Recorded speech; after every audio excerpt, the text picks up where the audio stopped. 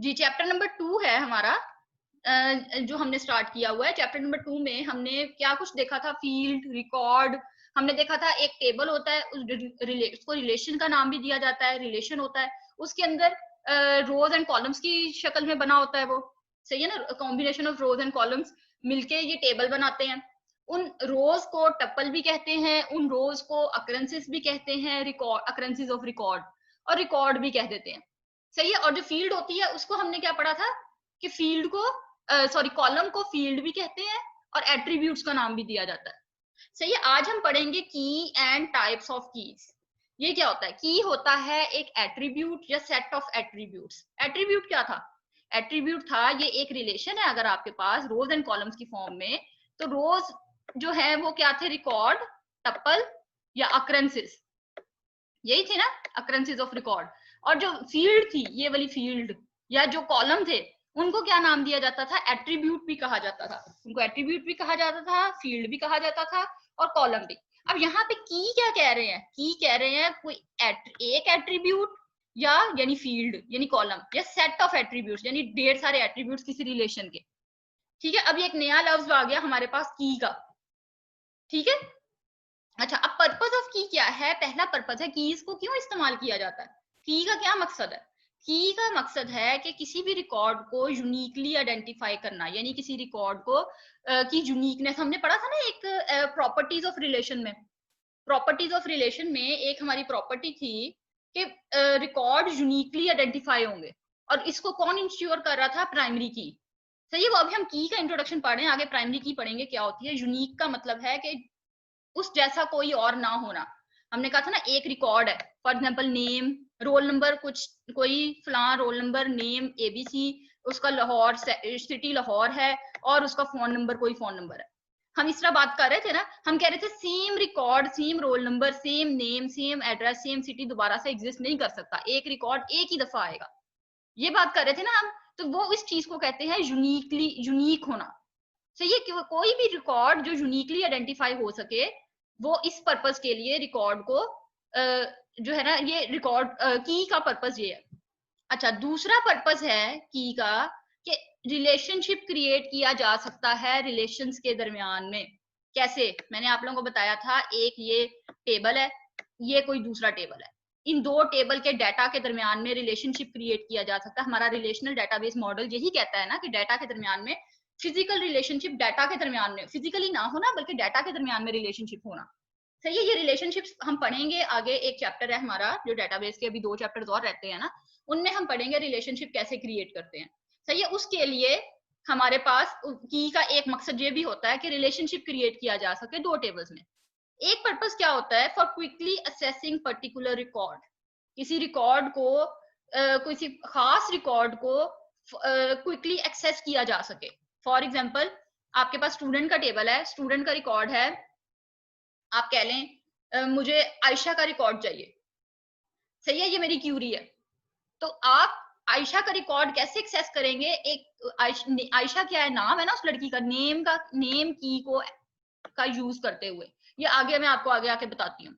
अच्छा, एक पर्पस ये है कि रिकॉर्ड को सॉर्ट किया जा सके एक या एक से ज्यादा कॉलम्स में। सॉर्ट का क्या मतलब है? असेंडिंग से डिसेंडिंग ऑर्डर में, या असेंडिंग ऑर्डर या डिसेंडिंग ऑर्डर, सही है, एक ऑर्डर में लेके आया जा सके।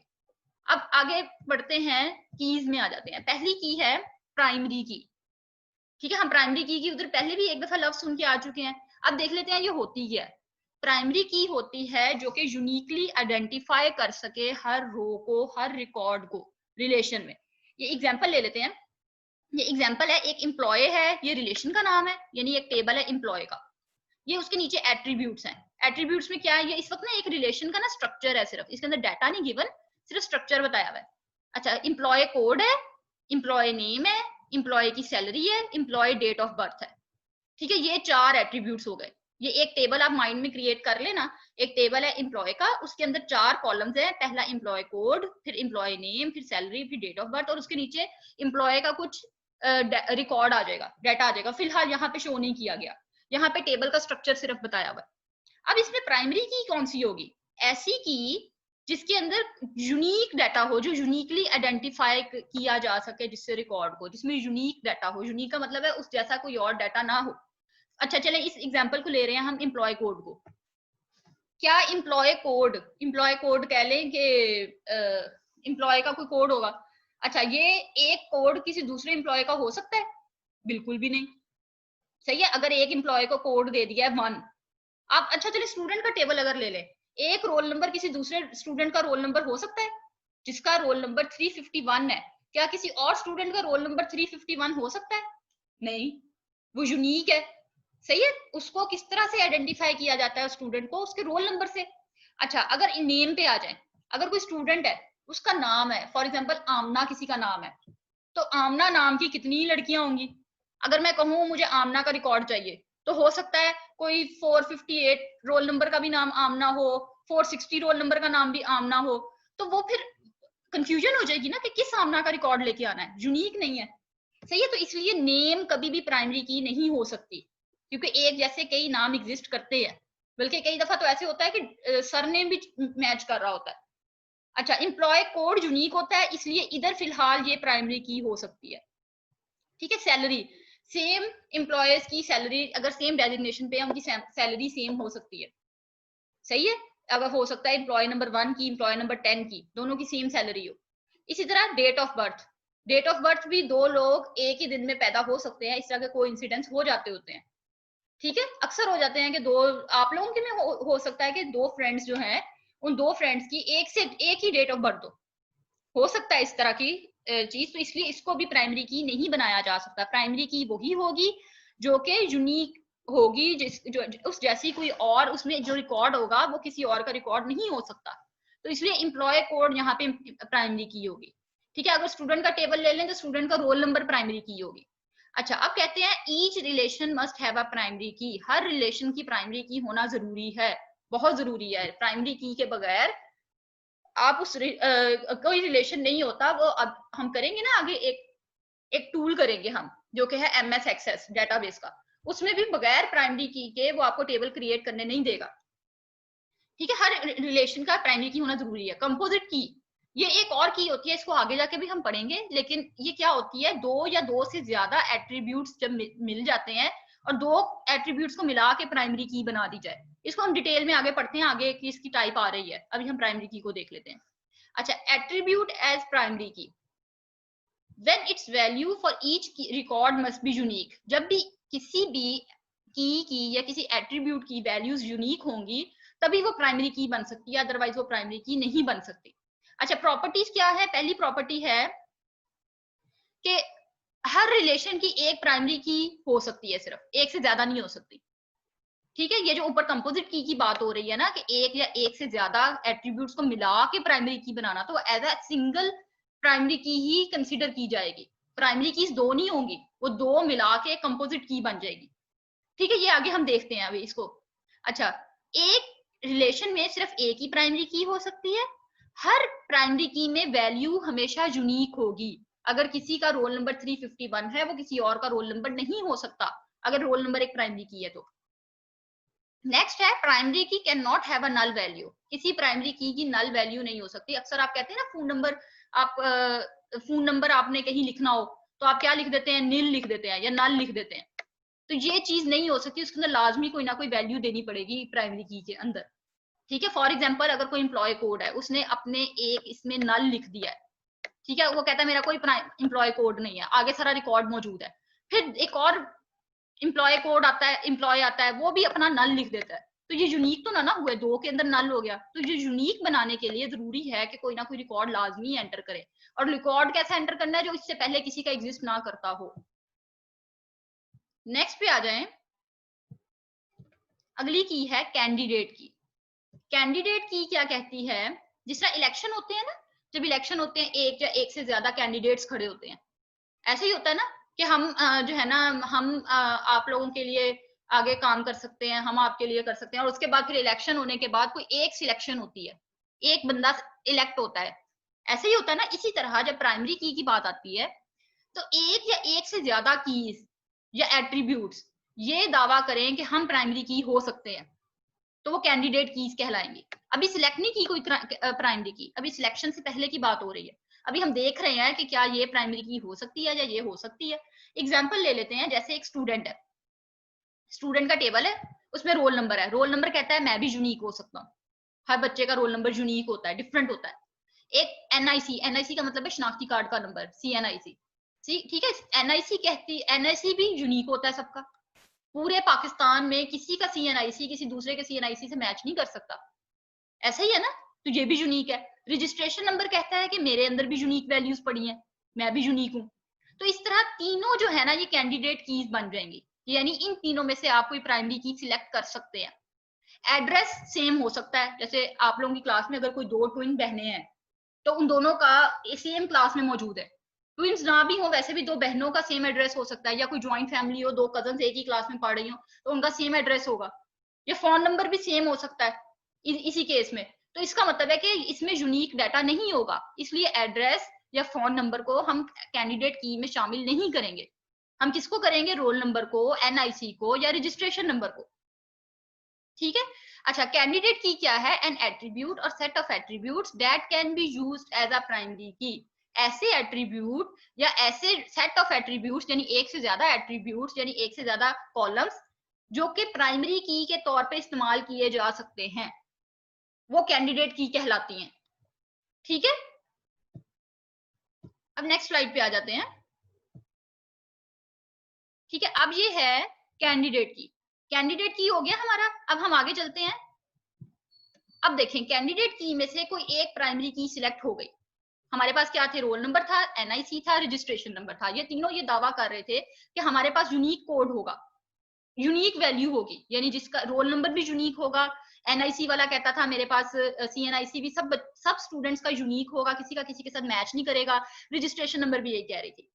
लेकिन इन तीनों में से सिलेक्ट किया हमने एनआईसी, यानी शनाख्ती कार्ड नंबर, सीएनआईसी, ठीक है, ये बन गई प्राइमरी की। तो बाकी जो कैंडिडेट कीज थी वो ऑल्टरनेट की बन जाएंगी फिर, ठीक है। पहले वो कैंडिडेट कीज थी प्राइमरी की सिलेक्ट होने से पहले, जैसे ही कोई प्राइमरी की उन कैंडिडेट कीज में से कोई एक प्राइमरी की सिलेक्ट हो गई तो बाकी ऑल्टरनेट कीज बन जाएंगी। इफ वन सुटेबल कैंडिडेट की इज सिलेक्टेड एज प्राइमरी की, तो अदर कैंडिडेट कीज क्या है, वो ऑल्टरनेट कीज बन जाएंगी, ठीक है। ये इतना सा इसका था। अब नेक्स्ट आ जाए, अब आ जाता है कंपोजिट की या फिर कॉनकैटिनेट की। इसको दोनों का एक ही नाम है, कंपोजिट की या कॉनकैटिनेट की। ऐसी की जो दो से ज्यादा एट्रीब्यूट्स पर कंसिस्ट करती हो वो कंपोजिट की या कॉनकैटिनेटेड की कहलाती है। एग्जाम्पल, जैसे अभी स्टूडेंट की बात हो रही थी, एग्जाम्पल ले लेते हैं। हो सकता है कि रोल नंबर फर्स्ट ईयर में आपका जो किसी एक स्टूडेंट का जो रोल नंबर हो जो फर्स्ट ईयर में हो, सेकंड ईयर में भी सेम रोल नंबर वाली बच्ची मौजूद हो, तो फिर तो यूनिकनेस नहीं रही।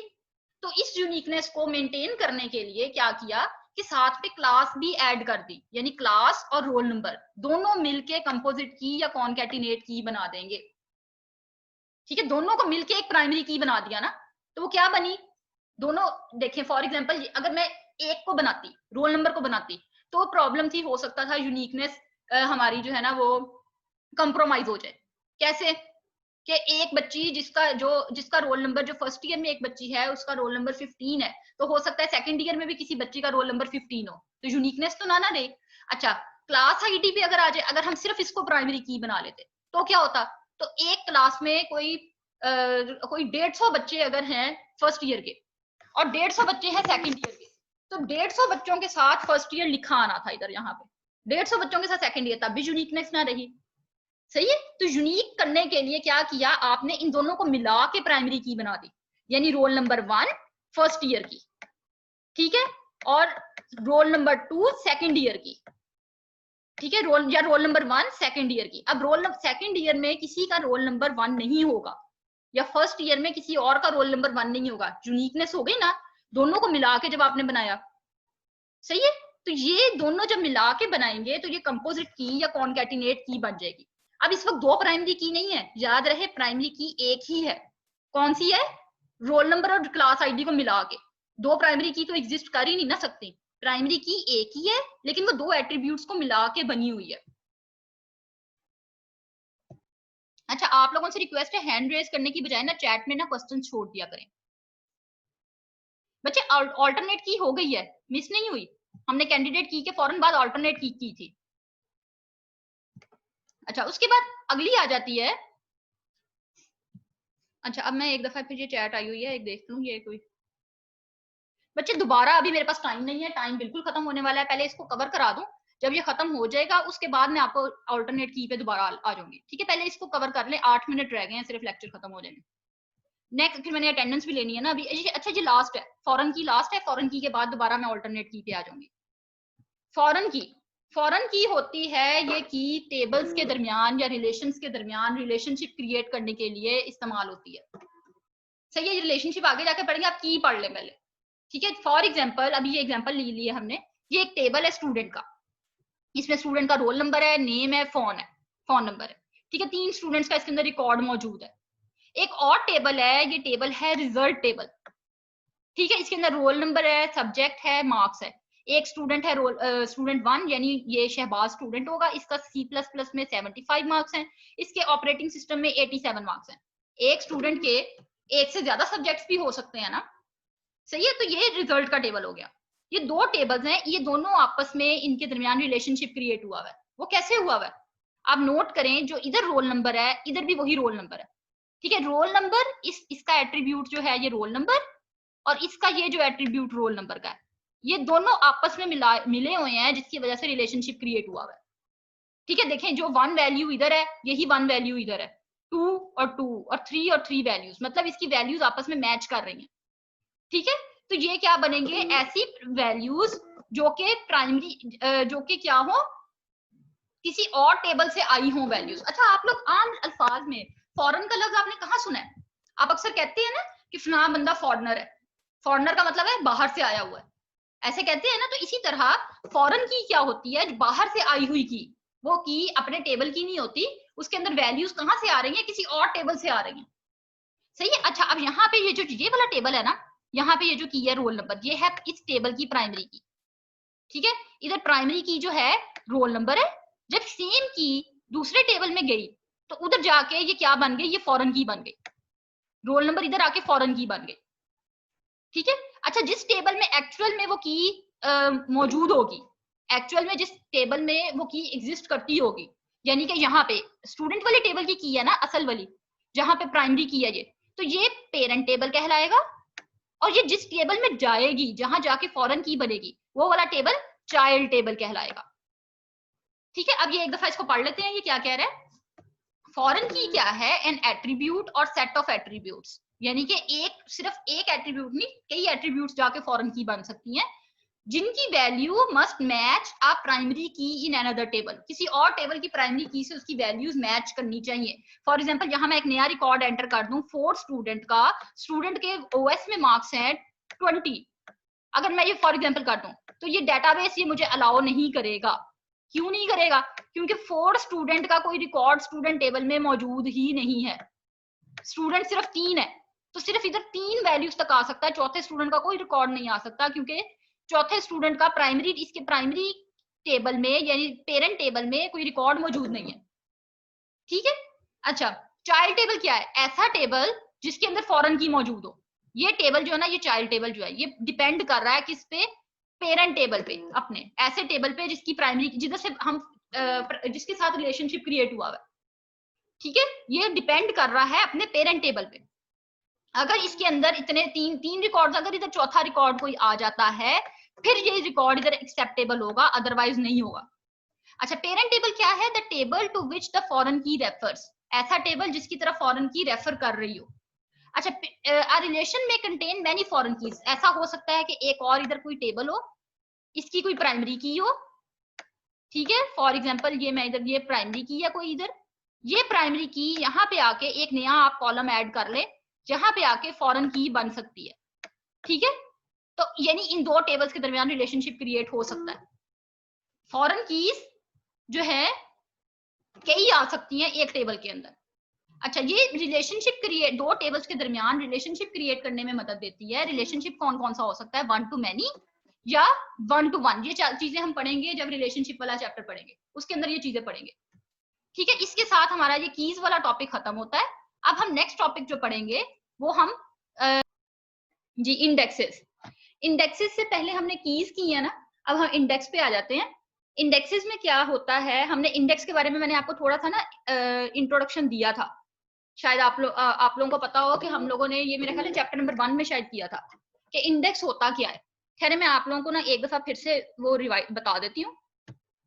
ये देखें, ये इंडेक्स जो है ना, ये आप लोगों की पंजाब टेक्स्ट बोर्ड की बुक है, इसके अंदर लास्ट में एक इंडेक्स बना हुआ है। इसमें क्या होता है कि हर टॉपिक के बारे में उन्होंने एक की, हर टॉपिक की एक टॉपिक का नाम दिया हुआ है और उसके बारे में बताया हुआ है ये किस पेज नंबर पे मौजूद है। सही है, ये किस पेज नंबर पे मौजूद है ये टॉपिक के बारे में बताया हुआ है। ठीक है, ये इंडेक्स क्रिएट किया हुआ है। आप इधर से इंडेक्स में से किसी एक इसका जो रिकॉर्ड है वो देखना हो तो मतलब डिटेल सारी पड़ी हुई है किसी और लोकेशन पे, और इंडेक्स में उसके बारे में मौजूद है कि कौन सा रिकॉर्ड किस जगह पे मौजूद है। ठीक है, डेटाबेस में भी बिल्कुल सेम इसी तरह होता है, की का इस्तेमाल करते हुए, कीज होती है ना, तो एक की कोई ले लेते हैं, फॉर एग्जांपल प्राइमरी की के ऊपर इंडेक्स बनाया हुआ है, तो वो लिखा होता है कि रिकॉर्ड नंबर 351 का जो स्टूडेंट नंबर 351 जिसका रोल नंबर 351 है उसका रिकॉर्ड फलां लोकेशन पे मौजूद है। ठीक है, इस तरह से इंडेक्सेस क्रिएट किए होते हैं।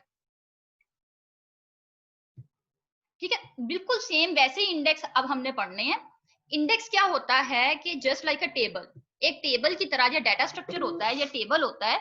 ठीक है, उस टेबल के अंदर क्या मौजूद होता है, जो इंडेक्स के जो इंडेक्स मौजूद होता है टेबल के अंदर, लेकिन अब हम एग्जांपल ले रहे थे जैसे स्टूडेंट की।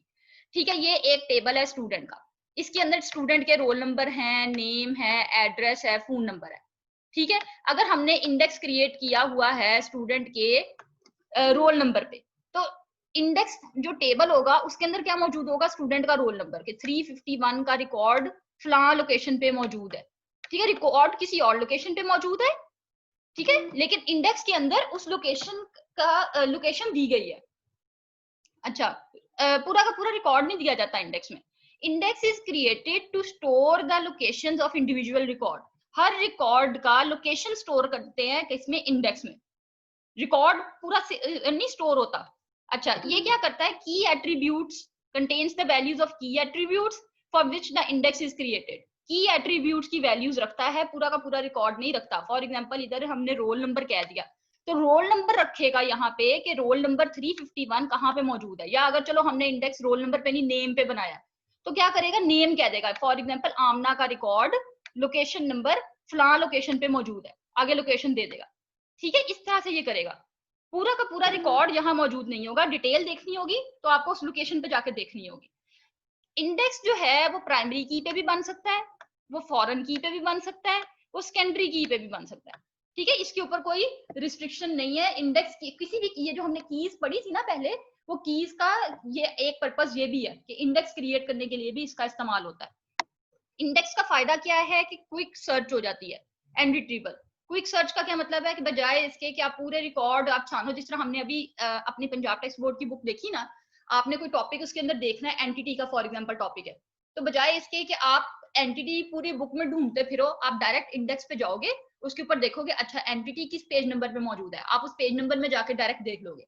ये आसान हो गया ना, इसको कोई सर्चिंग करना आसान हो गया, डाटा रिट्रीव करना आसान हो गया। बिल्कुल इस तरह डेटाबेस में होता है। ठीक है, डेटाबेस में क्या होता है कि सीधा इंडेक्स में जाओ, उस प्राइमरी की से सर्च करो, अच्छा फलां रिकॉर्ड इस लोकेशन पे पड़ा है, उस लोकेशन पे डायरेक्ट जाके उस रिकॉर्ड को रिट्रीव कर लो। अच्छा, इसको कौन बनाता है, सिस्टम डेवलपर या डीबीए यानी डेटाबेस एडमिनिस्ट्रेटर। ये डेटाबेस एडमिनिस्ट्रेटर कौन होता है, इसकी क्या ड्यूटीज होती हैं, क्या रिस्पॉन्सिबिलिटीज होती हैं, ये सारी अभी हम नेक्स्ट टॉपिक में पढ़ेंगे। ठीक है, ये डेटाबेस एडमिनिस्ट्रेटर बनाता है। अच्छा, कुछ इंडेक्स होते हैं जो कि बनाए जाते हैं, क्रिएट किए जाते हैं, जिसको डेटाबेस एडमिनिस्ट्रेटर बनाता है। कुछ इंडेक्स ऐसे होते हैं जो ऑटोमेटिकली क्रिएट हो जाते हैं। वो कैसे होते हैं, जब आप दो टेबल्स के दरमियान में रिलेशनशिप क्रिएट करते हैं, दो टेबल्स को आपस में कनेक्ट करते हैं। ठीक है, तो वो ऑटोमेटिकली कुछ इंडेक्सेस क्रिएट हो जाते हैं। इंडेक्स कहाँ स्टोर होते हैं, इंडेक्स फाइल में। ठीक है, ये जो फाइल हमने बनाई जो इंडेक्स की थी, जिसके अंदर था कि फलां की का जो है ना डिटेल इस लोकेशन पे मौजूद है, फलां की इस लोकेशन पे मौजूद है, वो कहाँ स्टोर होता है, वो इंडेक्स फाइल में स्टोर हो रही होती है। इंडेक्सेस सारे। अच्छा, used by database management system, specially relational database management system. RDBMS यानी रिलेशनल डेटाबेस मैनेजमेंट सिस्टम खास तौर पे इंडेक्सेस को यूज करती है फॉर स्पीडिंग अप सर्चिंग, ताकि सर्च आसान की जा सके, सर्चिंग तेज हो सके और रिट्रीविंग प्रोसेस स्पीड अप हो सके, यानी कि डाटा को स्पीड में ज्यादा जल्दी रिट्रीव किया जा सके, हासिल किया जा सके। लेकिन इसका एक नुकसान भी है, वो ये है कि ये डाटा एंट्री को बहुत स्लो डाउन कर देता है, यानी कि डाटा एंट्री का जो प्रोसेस है ना, डाटा को एंटर करना या डाटा अपडेट करना, वो बहुत स्लो डाउन हो जाता है। वो क्यों हो जाता है? वो इसलिए क्योंकि जब भी आप डाटा को अपडेट करेंगे, साथ में इंडेक्स को भी अपडेट करना पड़ेगा। आप कोई नया डाटा एंटर करेंगे, उसका एक रिकॉर्ड आपको इंडेक्स में भी रखना पड़ेगा। ठीक है, आप अब एट अ टाइम एक चीज को हैंडल, रिकॉर्ड को हैंडल नहीं कर रहे, साथ में इंडेक्स फाइल को भी लेके चल रहे हैं, उसको भी साथ साथ हैंडल कर रहे हैं। तो इसलिए थोड़ा सा इसका जो टाइम है ना, इसका जो इस प्रोसेस का, वो स्लो है। ठीक है, इसके साथ हमारा ये इंडेक्स वाला कवर होता है टॉपिक। अब नेक्स्ट पे आ जाते हैं। नेक्स्ट आ जाता है users, data administrator and database administrator. ये तीनों ना एक तीन डेजिग्नेशन समझ लें आप, यानी कि ये तीन होते इंसान ही है। ठीक है, इसका कंप्यूटर नहीं होते, ये इंसान होते हैं। लेकिन इनकी ड्यूटीज के बारे में पढ़ेंगे, ये इंसानों की क्या ड्यूटीज है, ये किस लेवल पे काम करते हैं। अच्छा, ये मैं आपको ना थोड़ा सा भी एक कॉन्सेप्ट दे देती हूँ। हम एक डायग्राम शुरू से करते आ रहे हैं कि हमारे पास ये डाटाबेस है। ठीक है, ये फिजिकल डाटाबेस पड़ी है, इसके अंदर हमारे पास डीबीएमएस सॉफ्टवेयर है, जिसके जरिए डाटाबेस जो है ना, डाटाबेस को हैंडल किया जाता है। ठीक है, डीबीएमएस सॉफ्टवेयर के जरिए। फिर आपके पास आ जाते हैं, एक एप्लीकेशन प्रोग्राम होता है। ठीक है, मैं एपी लिख रही हूँ एप्लीकेशन प्रोग्राम की जगह पे। इस एप्लीकेशन प्रोग्राम के जरिए यूजर इंटरेक्ट करता है। सही है, यूजर डायरेक्ट नहीं डीबीएमएस को एक्सेस कर सकता, डायरेक्ट डाटा नहीं रखवा सकता, बल्कि एक इन्वायरमेंट होता है एप्लीकेशन प्रोग्राम का, उसके जरिए डाटाबेस को एक्सेस करता है। अच्छा, डाटाबेस में डाटा कहाँ से आता है? डाटाबेस में एक जगह से डाटा भी आ रहा होता है, यानी ऑर्गेनाइजेशन से जिस जगह डाटा, वहीं से आ रहा होता है ना। तो डाटा, एक जगह से डाटा आ रहा होता है। अब जो यूजर है ना, ये वाला यूजर, ये यूजर है। ठीक है, यूजर यहाँ पे है। वो यूजर जो कि एप्लीकेशन प्रोग्राम के जरिए डाटाबेस को एक्सेस करता है, वो यूजर होता है। फिर आ जाता है डाटा एडमिनिस्ट्रेटर, ऐसा बंदा जो कि डाटा को एडमिनिस्टर करता है, डाटा के साथ एक्टिविटीज परफॉर्म करता है। डाटा कहाँ से आ रहा है, डाटा सही आ रहा है या नहीं आ रहा, डाटा को किस तरह से आना चाहिए, डाटा का जो कंट्रोल रखता है वो कौन रखता है? Data administrator, DA. Data administrator जो है ना, ये इस लेवल पे होता है, जहां से डाटा आ रहा है ना डेटाबेस में, वो उधर इसका काम यहाँ होता है। फिर नेक्स्ट आ जाता है डेटाबेस एडमिनिस्ट्रेटर, डीबीए। जो भी हमने पहले लफ्ज पढ़ा ना डीबीए का, ये वो है। डेटाबेस एडमिनिस्ट्रेटर कहाँ होता है? वो इस लेवल पे होता है, वो डीबीएमएस को, यानी कि डेटाबेस को हैंडल कर रहा होता है। ठीक है, ये हमने एक ओवरव्यू देख लिया कि तीनों किस किस लेवल पे बैठे होते हैं। डीबीएमएस को कंट्रोल कौन करता है? डीबीए। डाटा कहां से आ रहा होता है, उसको कंट्रोल कौन कर रहा होता है? डीए, यानी डाटा एडमिनिस्ट्रेटर। और यूजर उसको एक्सेस कर रहा होता है। अब इसको थोड़ा सा आगे से देख लेते हैं। यूजर क्या होता है? यूजर्स को एंड यूजर भी कहते हैं, इसको यूजर भी कहते हैं, इसको एंड यूजर भी कहते हैं। ठीक है, ये ऐसा बंदा होता है, ऐसे लोग होते हैं जो कि डीबीएमएस को इस्तेमाल करते हैं या डाटाबेस पे डिफरेंट ऑपरेशंस परफॉर्म करते हैं। ठीक है, ये access database through application program, application program के जरिए डेटाबेस को एक्सेस करते हैं। एप्लीकेशन प्रोग्राम क्या है? एक आईडीई है। आईडीई यानी इंटीग्रेटेड डेवलपमेंट इन्वायरमेंट। ये लफ्ज आपने पढ़ा था सी लैंग्वेज में, जब हम टर्बो सी का पढ़ रहे थे, चैप्टर नंबर 8 में पढ़ा था शायद, जब हम टर्बो सी इंस्टॉल करने के बारे में पढ़ रहे थे कि आईडीई इंटीग्रेटेड डेवलपमेंट इन्वायरमेंट, ऐसा इन्वायरमेंट जिसके जरिए प्रोग्राम को रन किया जा सके। ठीक है, इसी तरह एप्लीकेशन प्रोग्राम डेटाबेस का एक, या एसक्यूएल इंटरफेस यानी डेटाबेस का एक डीबीए आईडीई होता है, यानी इंटीग्रेटेड डेवलपमेंट इन्वायरमेंट होता है। अच्छा, इसमें यूजर के पास कोई कंप्लीट नॉलेज होना कंप्यूटर सिस्टम की या डेटाबेस की जरूरी नहीं है। ठीक है, उसके पास जरूरी नहीं कि उसको वो बहुत कोई एक्सपर्ट बंदा हो, कोई भी इस्तेमाल कर सकता है। हाँ, लेकिन वो ऐसा होना चाहिए जो कि कोई नया सॉफ्टवेयर इंस्टॉल कर सके, ऑपरेटिंग सिस्टम को चलाना जानता हो, इस किस्म की चीजें जानता हो। ऐसा भी ना हो कि कोई ऐसा ही बंदा लाके बिठा दो जिसको कंप्यूटर के बारे में कुछ ना पता हो। एग्जाम्पल इसकी ये है, फॉर एग्जाम्पल जब हम किसी डिपार्टमेंटल स्टोर्स में जाते हैं, हम देखते हैं ना उधर बिल कराने जाते हैं, तो वहां पे जो बिलिंग के वक्त काउंटर पे जो बंदा बैठा होता है वो एंड यूजर होता है। ठीक है, उसके ऊपर जो कंप्यूटर के ऊपर प्रोग्राम होता है उसका वो एंड यूजर होता है, और वो बंदा आम सा होता है, कोई वो कोई बहुत कोई सीएस करके या इंजीनियरिंग करके वहां नहीं बैठा होता, वो आम सिंपल सा उसने बीए किया होता है, या इंटर पास होते हैं या मैट्रिक पास होते हैं, ऐसे ही होता है ना जो सिस्टम को यूज कर रहे होते हैं। यानी यूजर होने के लिए कंप्यूटर का कोई नॉलेज होना जरूरी नहीं है, कोई भी बंदा यूजर हो सकता है। नेक्स्ट आ जाता है डाटा एडमिनिस्ट्रेटर। ठीक है, यूजर हमारा हो गया, अब हम डाटा एडमिनिस्ट्रेटर पे आ जाते हैं। डाटा एडमिनिस्ट्रेटर कहाँ पे काम कर रहा होता है? डाटा से मुतालिक। आपको लव से समझ आ रहा है ना कि डाटा को एडमिनिस्टर कर रहा हो जो, वो डाटा एडमिनिस्ट्रेटर है। अच्छा, ये पर्सन एक इंसान होता है ऐसा जो रिस्पॉन्सिबल होता है for the entire data resource of an organisation. पूरे ऑर्गेनाइजेशन में जितना डाटा कहाँ से आ रहा है, कैसे आ रहा है, किस तरह आना चाहिए, किस फॉर्मेट में होना चाहिए, इन चीजों का जो जिम्मेदार है वो कौन है? Data administrator. अब अपने कॉलेज की एग्जांपल ले ले, आपके कॉलेज में डाटा एडमिनिस्ट्रेटर कौन है? क्लर्क स्टाफ, जो आप लोगों का डाटा कलेक्ट करता है। जब आप लोगों का एडमिशन होता है, आप लोगों के एडमिशन फॉर्म्स फिल होके जाते हैं, तो वो फॉर्म आप क्लर्क स्टाफ को देते हैं ना, तो वो क्लर्क स्टाफ उधर डाटा एडमिनिस्ट्रेटर होगा।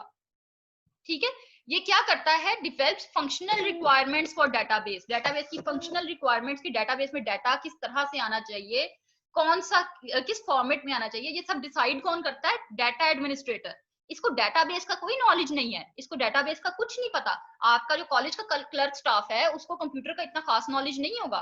सही है, ये सिर्फ डाटा से मुतालिक बात करेगा कि डाटा जो है, फॉर एग्जांपल सीएनआईसी देना है या नहीं देना, या कोई बच्चा कहे कि हम फोन नंबर नहीं देना चाह रहे, तो वो फिर क्या करेगा? डेटाबेस उस हिसाब से बनाई जाएगी कि अगर कोई स्टूडेंट फोन नंबर नहीं देना चाह रहा तो वो इस चीज को भी एक्सेप्ट कर ले। ठीक है, अच्छा, मेन जॉब इसकी क्या है? To decide what data should be stored in database. Database में कौन सा डाटा स्टोर करना है, कौन सा डाटा स्टोर नहीं करना, ये चीजें डिसाइड कौन करता है? Data administrator. कि हमें फलां डाटा की इन फ्यूचर जरूरत पड़ेगी, हमें फलां डाटा की को स्टोर करके रखना चाहिए या फलां को नहीं रखना चाहिए, ये चीजें डिसाइड डाटा एडमिनिस्ट्रेटर करता है। और ये कुछ पॉलिसीज भी बनाता है डाटा को मेंटेन करने की। एक दफा डाटा स्टोर हो जाए फिर पॉलिसीज भी डाटा के मुतालिक। ठीक है, ये कौन बना रहा होता है? Data administrator. ये usually a manager of the organization, manager होता है ऑर्गेनाइजेशन का। या अगर आप कॉलेज की एग्जांपल ले ले तो कॉलेज में कौन डाटा एडमिनिस्ट्रेटर होगा? Clerk staff.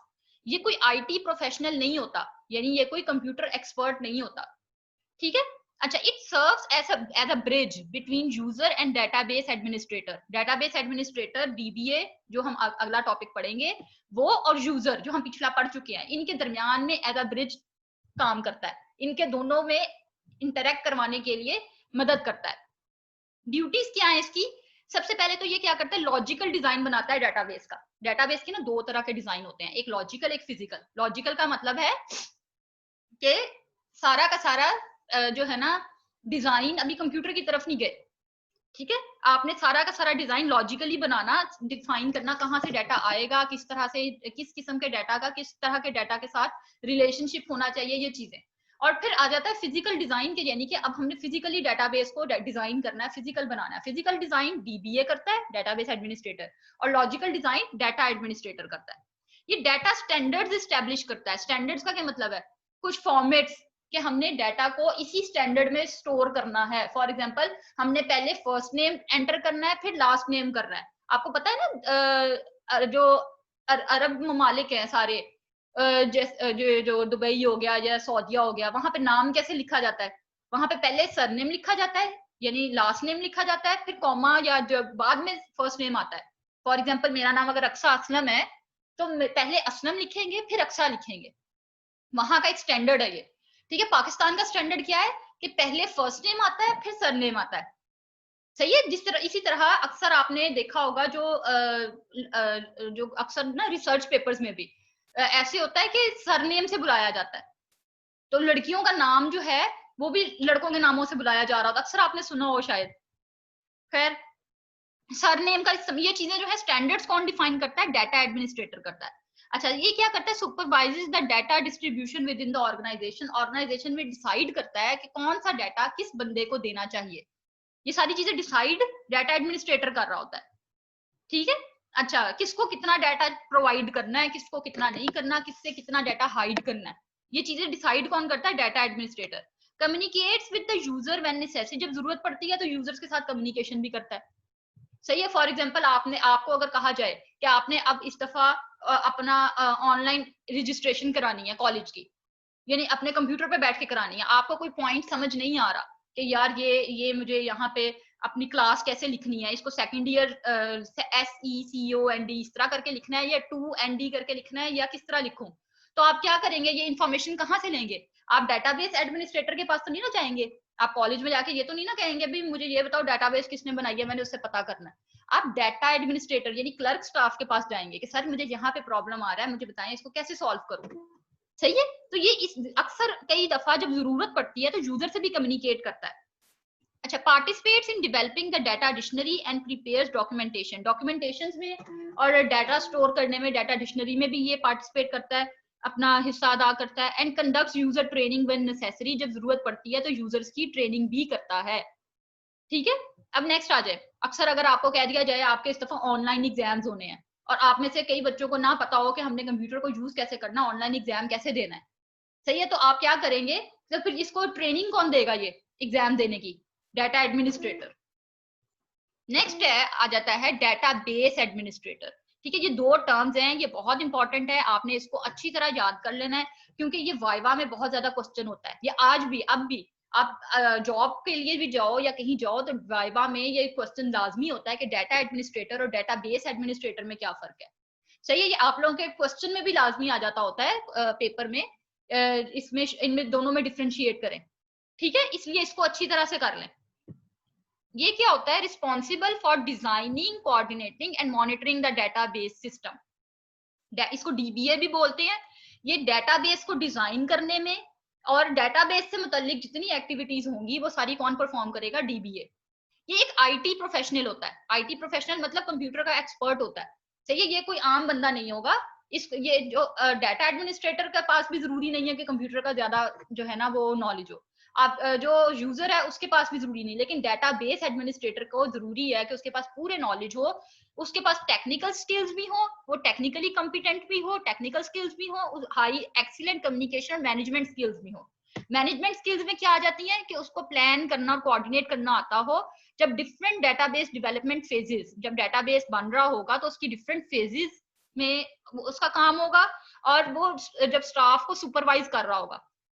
सही है, स्टाफ को जितना स्टाफ होगा वो सुपरवाइज करना, और डेटाबेस बनाते हुए सारी फेजेस में उसका जो पार्टिसिपेशन होगी वो मैनेजमेंट स्किल्स होंगी उसकी। और टेक्निकल स्किल्स क्या है कि डेटाबेस को इंप्लीमेंट किसने करना है? DBA ने। जब तक उसको कंप्यूटर का नहीं पता होगा, जब तक उसको डेटाबेस का नहीं पता होगा, हार्डवेयर सॉफ्टवेयर को मैनेज करना नहीं आता होगा, वो तब तक कैसे उसको इंप्लीमेंट करेगा?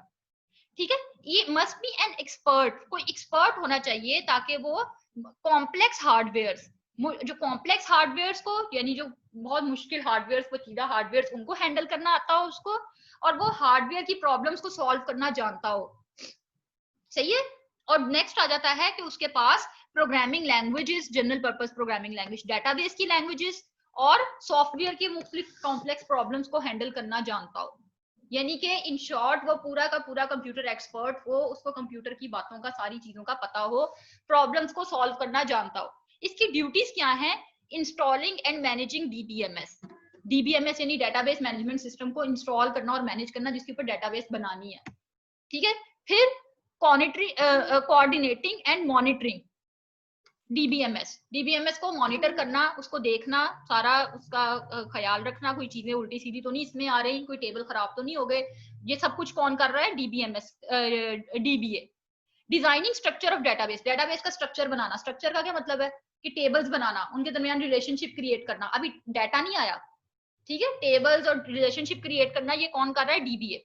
Allocating user name and password to each user, हर यूजर को पासवर्ड देना, उसको अलाउ करना, उसको राइट्स देना, ये कौन कर रहा है? यूजर नेम देना ये DBA कर रहा है। अच्छा, याद रहे डेटाबेस का स्ट्रक्चर DBA बनाता है, डेटाबेस एडमिनिस्ट्रेटर, यानी कि टेबल बनाना, टेबल्स की रिलेशनशिप क्रिएट करना, ये सब कुछ DBA कर रहा है, टेबल्स को कनेक्ट करना। लेकिन उसके अंदर डाटा कौन डाल रहा है? वो डाटा एडमिनिस्ट्रेटर डाल रहा है। फिर आता है मेंटेनेंस ऑफ ऑपरेशनल सिस्टम। ठीक है, सारा ऑपरेशनल सिस्टम यानी जो काम हो रहा है उसकी मेंटेनेंस करना, क्रिएटिंग बैकअप, बैकअप रखना, रेगुलरली डाटा का बैकअप रखना, ये कौन कर रहा है? Database administrator. फिर आ जाता है providing training to users, users को कुछ हद तक ट्रेनिंग डीबीए देता है, कुछ हद तक ट्रेनिंग डाटा एडमिनिस्ट्रेटर देता है। ठीक है, ये दोनों का बीच में रोल होता है। सही है, जो कंप्यूटर से मुतालिक ट्रेनिंग है, डेटाबेस के इंटरफेस को कैसे इस्तेमाल करना है, डेटाबेस को किस तरह से इस्तेमाल करना है, डाटा कैसे एंटर करेंगे, ये सब कुछ की ट्रेनिंग कौन दे रहा है? ये दे रहा है डीबीए, डेटाबेस एडमिनिस्ट्रेटर। लेकिन डाटा एडमिनिस्ट्रेटर कैसी ट्रेनिंग दे रहा है कि इसके अंदर डाटा किस तरह का डालना है, अगर आपने CNIC डालना है, क्या उसके दरमियान में डैश डालनी है या नहीं डालनी, या आपने डायरेक्ट नंबर डालना है। सही है, ये चीजों की, या आपने फोन नंबर लिखना है तो 0332 से लिखना है या 332 से लिखना है, ये वाली इंफॉर्मेशन जो है सारी डाटा से मुतालिक, ये ट्रेनिंग कौन देगा? Data administrator. ठीक है, इसमें बहरहाल दोनों का इसमें रोल है। अब इसके बाद नेक्स्ट आ जाता है लास्ट टॉपिक, वो है डाटा मैनिपुलेशन इन DBMS। डेटाबेस मैनेजमेंट सिस्टम में डाटा मैनिपुलेशन बिल्कुल वैसी नहीं होती, इज नॉट इक्वल टू जैसा कि फाइल सिस्टम में होती थी। Data manipulation in file system में जैसी होती थी वैसी डाटाबेस मैनेजमेंट सिस्टम में नहीं होती। डाटाबेस मैनेजमेंट सिस्टम में क्या होता है? हाँ जी, हम लोग कहाँ पे थे? हाँ, DBMS मैनिपुलेट्स डाटा। डाटा को कैसे मैनिपुलेट करता है DBMS? कि डाटा को टेबल्स और रिलेशन में स्टोर करता है। ठीक है, टेबल्स या रिलेशन, एक ही टेबल का दूसरा नाम रिलेशन है, और फिर डाटा या टेबल्स और रिलेशंस को आपस में कनेक्ट करता है, यानी रिलेशनशिप क्रिएट कर देता है इनका आपस में। सही है, इनके डाटा का। दूसरा पॉइंट है कि इंडेक्स, इंडेक्स से बहुत आसान, बहुत तेज हो जाती है सर्चिंग। जैसे अभी हमने बुक की एग्जांपल ली, फॉर एग्जांपल जिस तरह हमने बुक में कहा था कि बुक में बजाय इसके आप पूरी बुक को छांटना शुरू कर दो, देखना शुरू कर दो, उसको आप सर्चिंग शुरू कर दो। आप लोग अक्सर बल्कि स्टूडेंट्स पूछ रहे होते हैं कि कौन से पेज नंबर पे है मिस ये टॉपिक। सही है, इस तरह के तो आप पता नहीं चल रहा होता ना, पूरा ढूंढना मुश्किल होता है। अगर इंडेक्स मौजूद हो तो कितना आसान हो जाएगा, आप इंडेक्स खोलो, फला अच्छा टॉपिक किस पेज नंबर पे है, उस पेज नंबर पे डायरेक्ट पहुंच के उस टॉपिक को एक्सेस कर लो, तो सर्चिंग आसान हो गई ना और तेज हो गई। नेक्स्ट आ जाता है यूजुअली यूजेस एसक्यूएल है डेटाबेस की language, structured query language, to perform different operations on data. Data पे मुख्तलिफ ऑपरेशंस परफॉर्म करने के लिए एसक्यूएल लैंग्वेज का इस्तेमाल किया जाता है।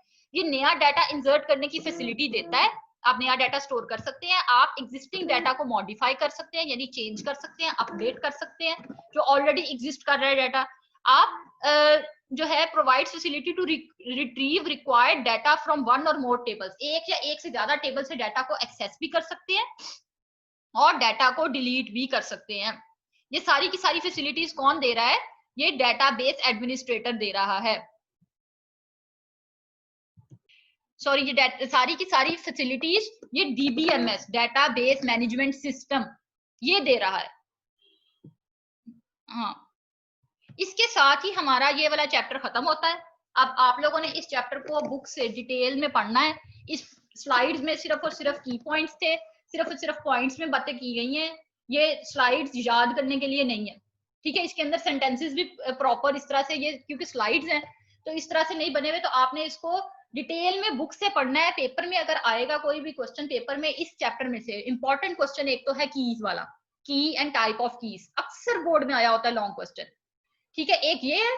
दूसरा शॉर्ट क्वेश्चन या कई दफा लॉन्ग में भी आ जाता है, डेटाबेस एडमिनिस्ट्रेटर और डाटा एडमिनिस्ट्रेटर में फर्क बताएं।